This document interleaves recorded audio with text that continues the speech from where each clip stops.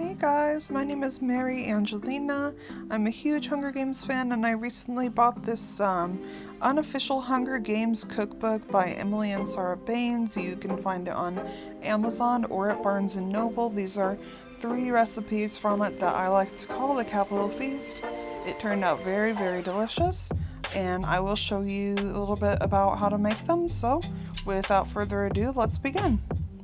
I'm just going to start by chopping some romaine lettuce. The recipe called for escarole and radicchio and something else, but I really just like romaine, and I also couldn't find those other greens anywhere anyway. So I just went with the romaine that I actually already had in my fridge. And now I'm just going to cut it into little pieces, bite-sized pieces. And then after that, I'm going to cut the pears for the salad. It's funny, you were actually supposed to bake the pears and then put them in the salad, and I completely forgot to do that part. I didn't read the recipe all the way through, so the pears were uncooked, but it was still really good. And I've been researching how to cut pears, and I think I got it, but it didn't really turn out exactly how I wanted it to. These are 2 different kinds of pears. This is Bartlett pears and Asian pears, and as you can see here, I am trying to core the pear. So I'm trying to cut out the middle, but it didn't really go like I wanted it to, so I kind of went in with my hand. And I really shouldn't have done that because I could have cut myself, as you're about to see. So right here I'm trying to tear out the middle, but it didn't tear out all the way, so I went in with my hand. And yeah, you might have a little anxiety watching this because I have like very little knife technique, but my food does turn out really good. But I mean, I have cut myself before from no technique, but I'm learning. So here I'm just going to cut the pears into wedges. And then after that, I'm going to cut them into little cubes and put it on the salad.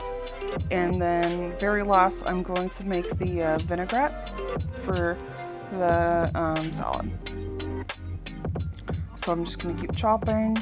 And then now I'm going to prep my green chilies. I did all my fruits and vegetables first on the cutting board, and then I did my chicken to prevent cross-contamination.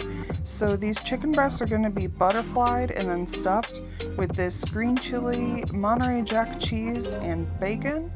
And then it's going to bake in the oven for a while. So here I'm just butterflying my green chilies.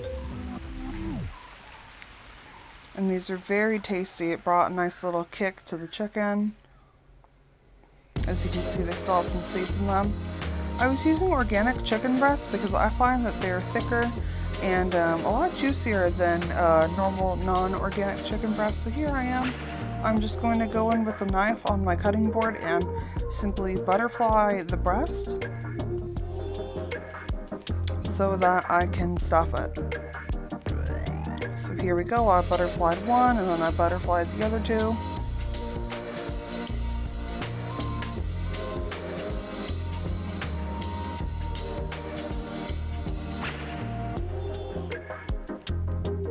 And then I added everything to the pan. I put some oil and some salt and pepper. And that went in the oven 350 degrees for about 40-45 minutes, I think it took. With at the end I broiled it for a few minutes too. And these are my mashed potatoes. They're boiled.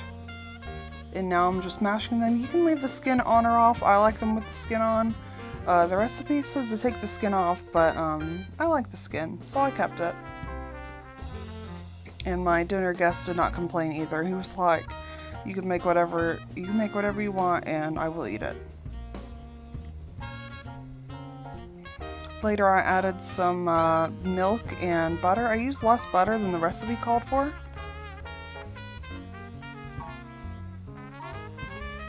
And then I added salt and pepper too, and I added cheese too. I added some Tillamook sharp cheddar cheese shreds. And the recipe didn't call for cheese, but I love cheesy mashed potatoes. Looking back, I wish I cooked some extra bacon so I could have added bacon to the potatoes too. That would have been yummy. So here I am, I'm just gonna finish up the potatoes. I'm just gonna start adding everything. I think I cut, oh no, here it is. This video editing is like really confusing, but I think I'm getting the hang of it. So here I added about maybe like 4 or 5 tablespoons of butter total, about a little more than half a stick of butter. You can see me adding it here. And I really just play it by ear with mashed potatoes. Like I don't stick to actual measurements. I know the texture that I like them at. And I just really add milk and then add butter until it's to the texture that I like. And I'm tasting it the whole time throughout. And then I added the salt and pepper here. And here I was tasting it to see what it needed, and it ended up needing salt and pepper 2 more times. And then I added the cheese too, and then it was perfect. And then I put the Dutch oven lid, or I put the lid on the Dutch oven and put it on the back burner while the chicken was still baking, so that the cheese would melt and so that the potatoes would stay warm. So here you can see I'm stirring in the cheese.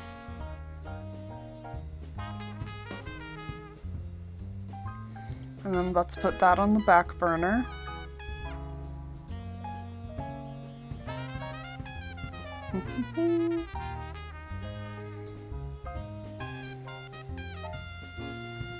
Here I am turning the stove off. Oh no, I'm turning it back on.